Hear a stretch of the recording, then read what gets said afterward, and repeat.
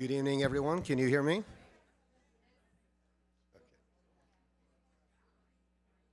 Okay.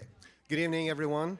I'm Terje Lande, and I serve as the board chair of the American Scandinavian Foundation, and it's my pleasure to welcome you to Scandinavia House, the Nordic Center in America, where tonight we're hosting the third joint event with the Columbia Climate School. Tonight's discussion focuses on the global impacts of sea level change. As inhabitants of a coastal city, many of us in this room are probably acutely aware of the challenges rising water levels pose to communities like ours. Here to illuminate us on global sea level change and the role of ice sheets in influencing these global trends is Jacqueline Austermann. Jacky is an associate professor at Columbia University, a faculty member in the Department of Earth and Environmental Sciences, and part of the, and I'll have to get this right, Seismology, Geology, and Tectonophysics Division of Lamont-Doherty Earth Observatory, Columbia University Center for Earth, Ocean, Atmospheric, and Environmental Research. In her research, she studies sea level changes ranging from millions of years ago to the modern and future to understand the ice sheet stability and its implications on coastlines. Jacky also studies geodynamics and plate tectonics, focusing on the forces that drive tectonic plates and the dynamics of Earth's deep interior. Jacky's presentation will be followed by a moderated discussion with Alexis Abramson, the Dean of Columbia Climate School and a professor of climate. Alexis is a leading expert in sustainable energy technology, focusing on building upgrades and retrofits. Before joining Columbia, she was Dean of the Thayer School of Engineering at Dartmouth and recently served as a technical advisor to Breakthrough Energy Ventures, launched by Bill Gates. Alexis also held the position of chief scientist at the U.S. Department of Energy's Building Technologies Office during the Obama administration. There will be time at the end for questions, so please hold any comments until then. And with that, please join me in welcoming Jacky to the stage. Hi,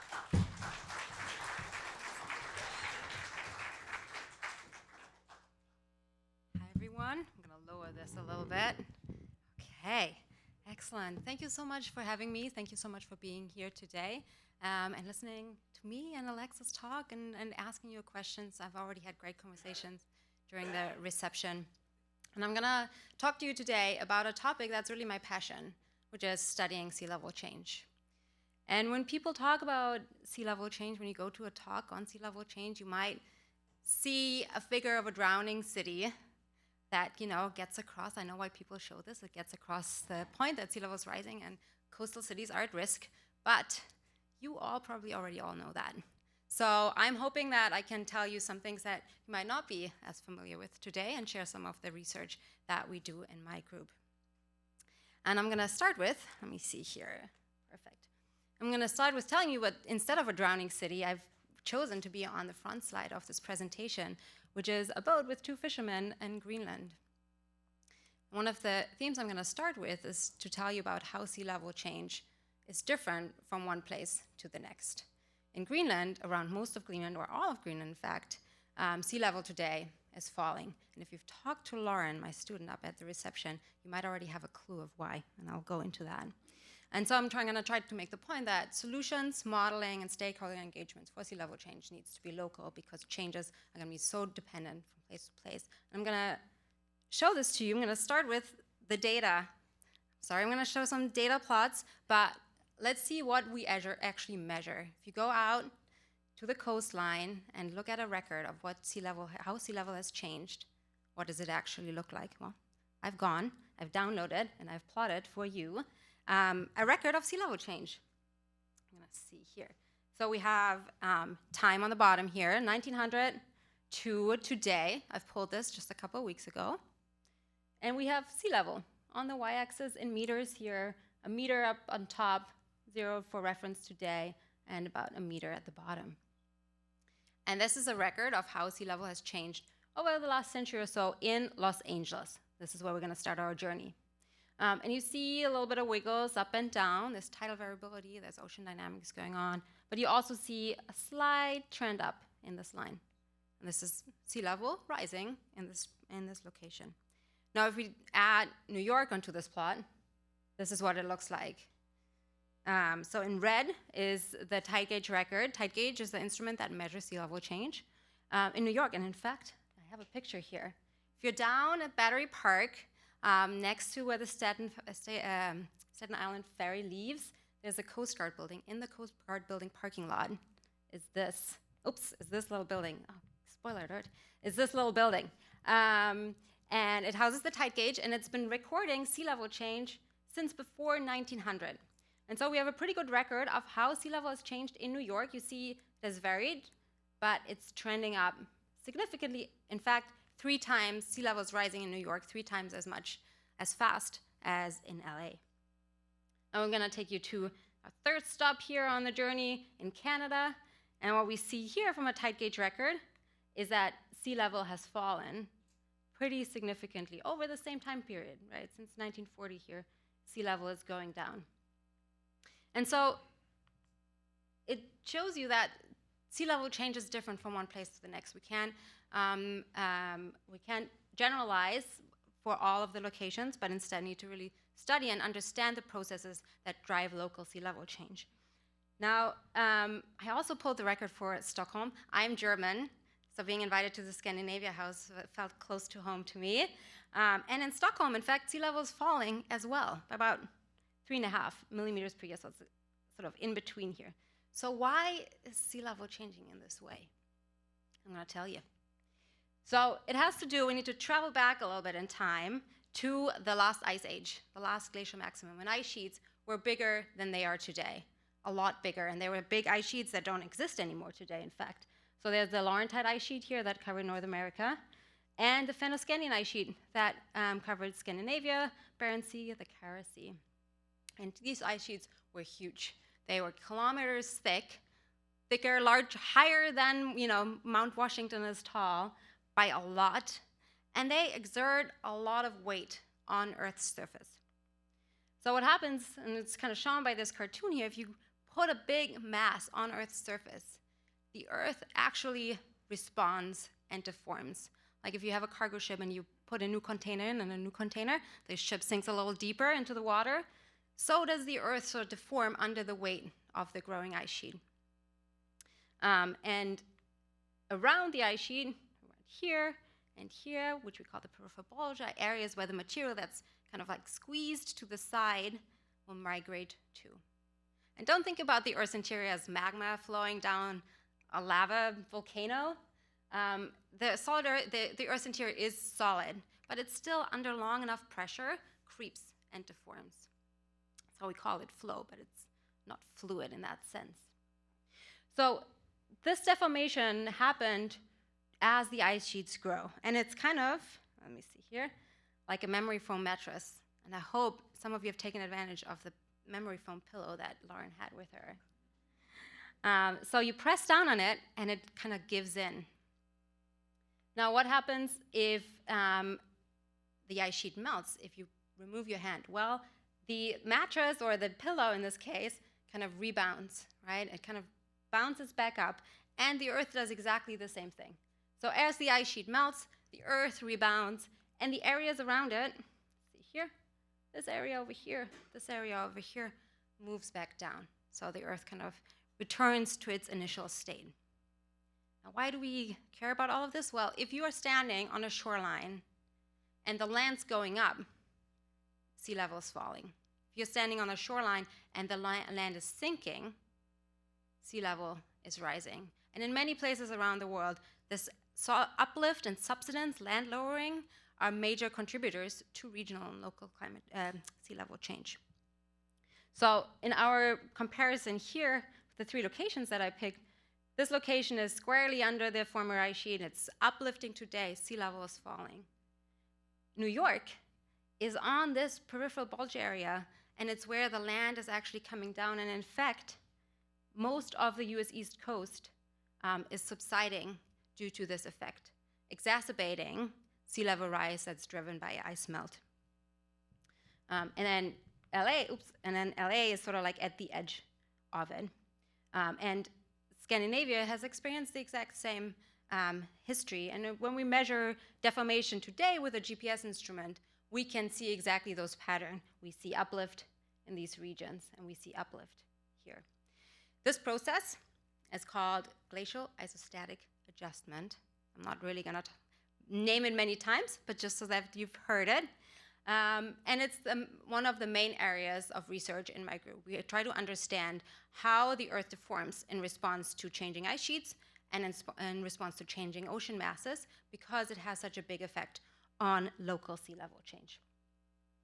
Now, there's another process that's relevant, and it's a fun one because it's unexpected.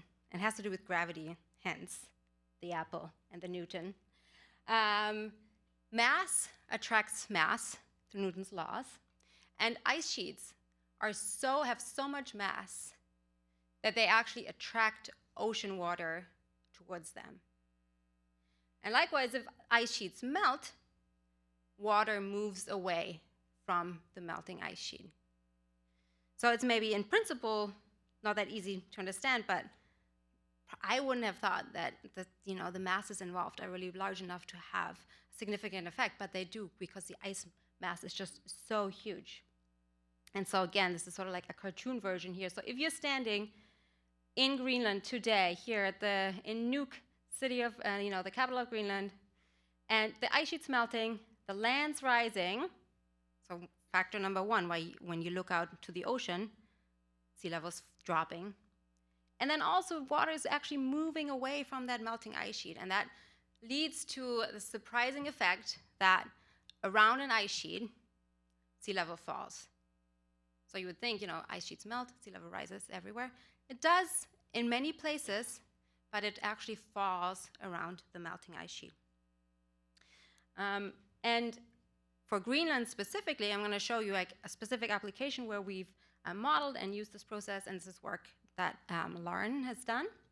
In Greenland specifically, we don't have good tide gauge records, so we don't have good records of sea level change, but we have very good records of uplift from GPS instruments, and we've measured around the island, and not we, the community has measured around the island, the uplift, rising back out of the water. In fact, this project we called Greenland Rising, and the federal funding agencies did not like this title too much. I think they thought it was kind of political.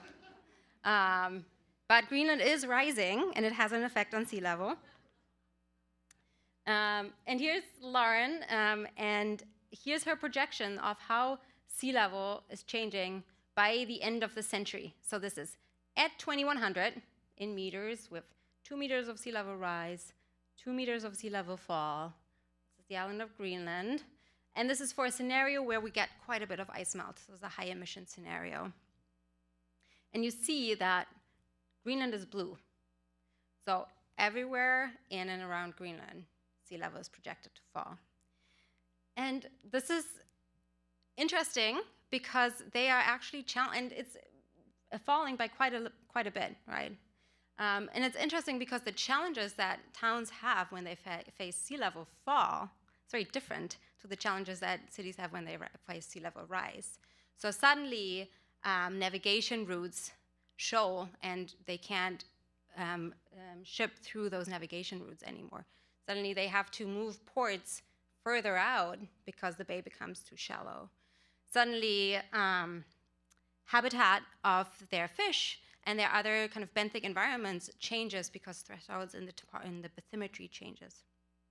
So in this Greenland Rising project, we partnered with 3 communities, and we actually went in and we measured the bathymetry around the coastline. So this is a little hard to see, I understand. There's land here, ocean to the north, all that like fun color in the middle is where we went with ships to measure what the bathymetry is like.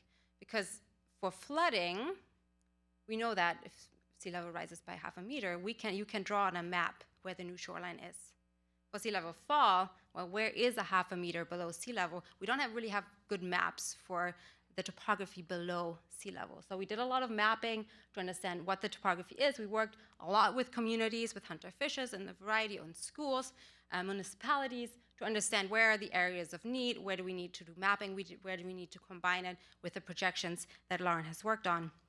And it's been a really interesting collaboration to understand the local impacts that are very different from the global mean.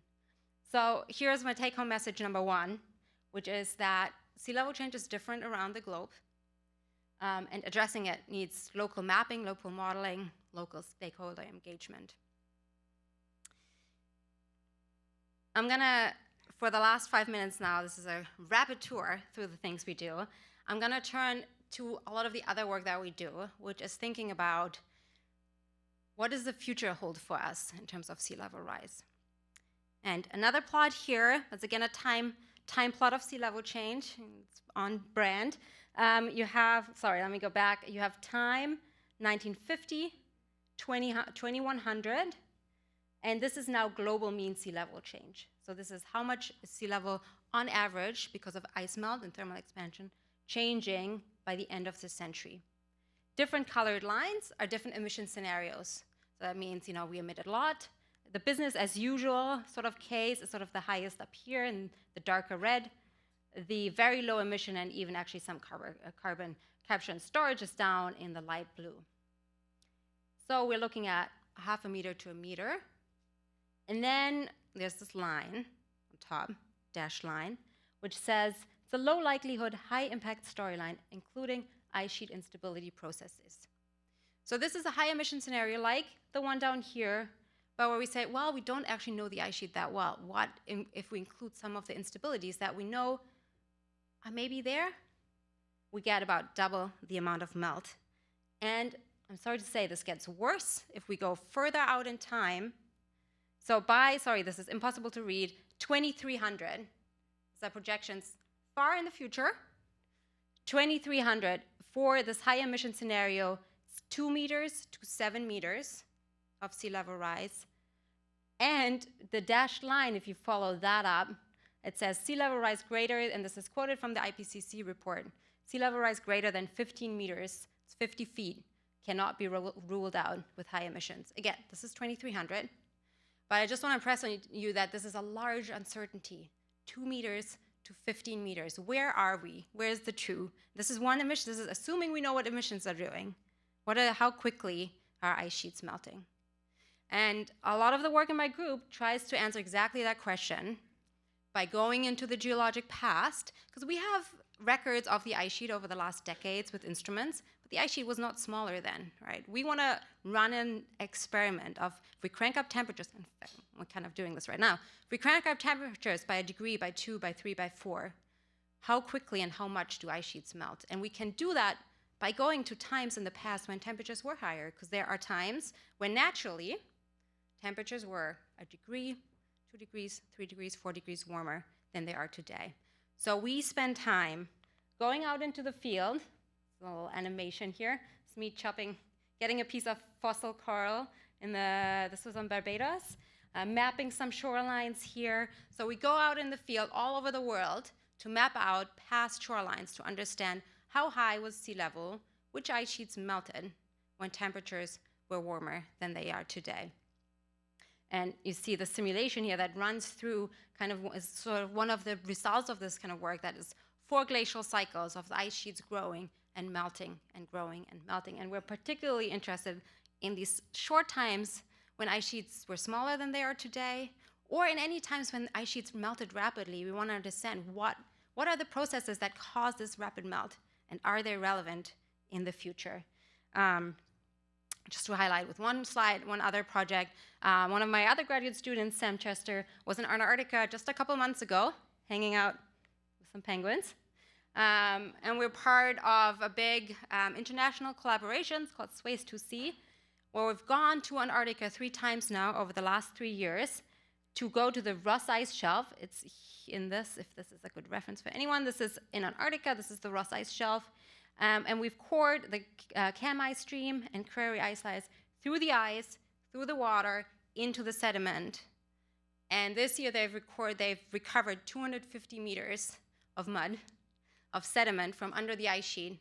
And we're hoping that it's going to tell us a lot about how the ice sheet responded in the past when temperatures were warmer than they are today.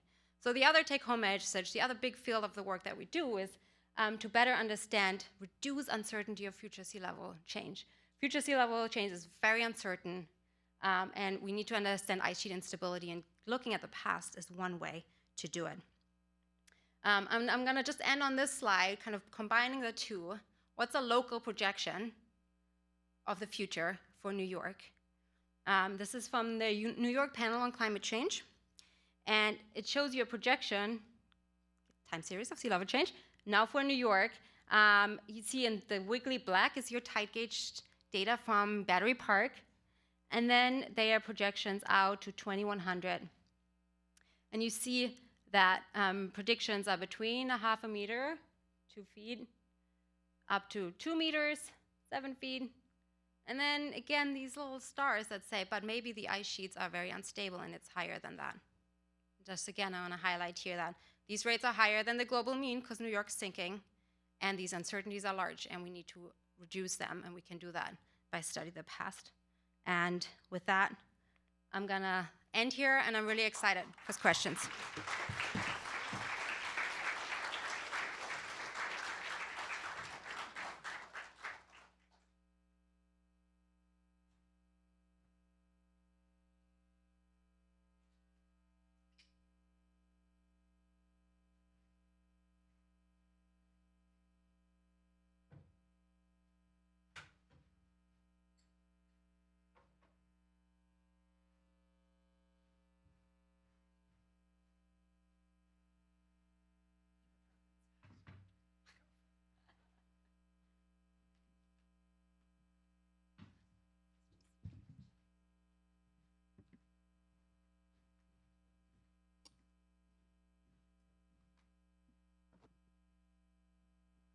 Hello, everyone. It's really good to see you. Thanks for coming out on this beautiful New York day. I'm glad that we're talking about New York, but first I just really want to thank the Scandinavia House again for being our hosts here tonight. And I'm glad we could bring a little Scandinavia into your presentation as well.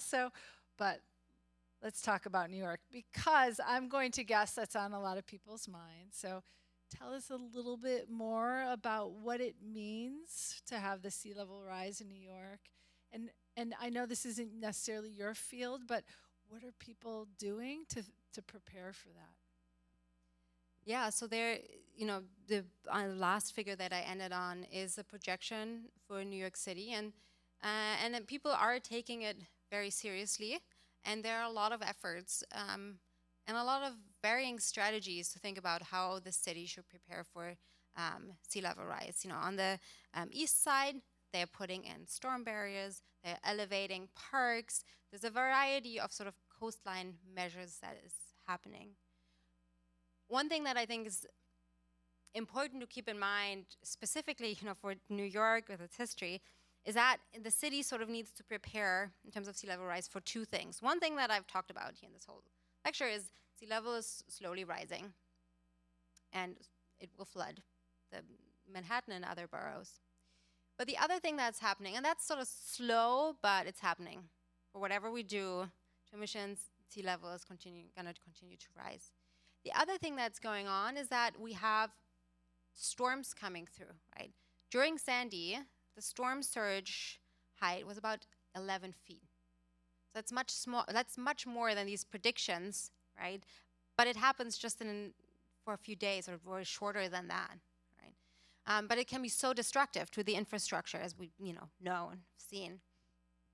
So there's been a lot of debate in New York about, and some tension about, dealing with both of these aspects. Should you put a big storm surge barrier off of Sandy Hook, so a barrier that's open for all the times except when a storm system comes through and then it closes? Or should you use that money instead to invest in the shorelines and elevate them? Maybe not 15 feet, what you would want for the storm, but enough that it kind of helps with sort of the continuing slow rise in sea level change. So I think that has caused some of the questions of how to deal with sea level rise impacts. But there are a lot of local projects around, and a lot of studies where they try to engage communities and stakeholders, but it's always a challenge because there are a lot of competing interests. But yeah, that's what I would say about New York. I know there are several people at Columbia working on this in a variety of different ways, in the architecture school in collaboration with the climate school on the built environment, and even how you put more green space in to deal with some of the permeability that you want, right, instead of the impermeability, and many other ways to do that. So I think we'll see a lot more innovation in that space, and hopefully addressing those issues. I'm curious too, outside of New York, what other countries or cities, right, come to mind? You mentioned Los Angeles and a city in Canada. Uh, what other cities are particularly concerned either about the drop or rise in sea level, and are there other cities out there sort of doing something to sort of address it now? Yeah, yeah. It's a global problem. Some places that come to mind are places like New Orleans, where again this point on sea level change is regional and local is so important, because New Orleans sits on the Mississippi Delta, and the sediment that it sits on actually compacts. So for a different process than the one that I've described, but it's also sinking like New York. And so that drives sea level, exacerbates sea level rise.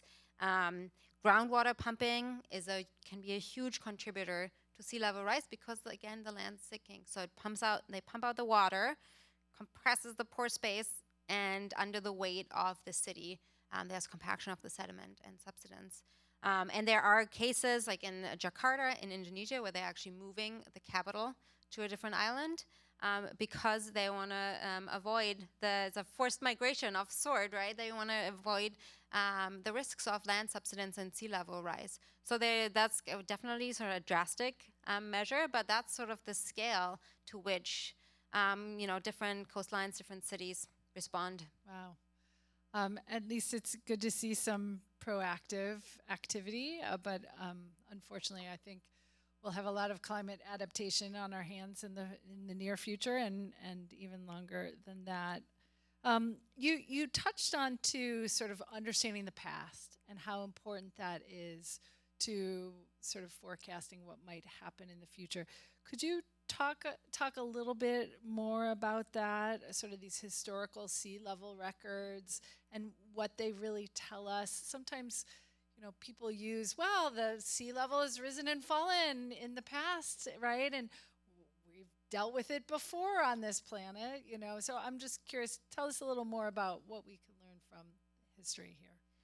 Yeah, so especially for the process, the one that I described, right, which is such a long-term process, having records over years and centuries and thousands of years is really useful for understanding the long-term trends and the processes.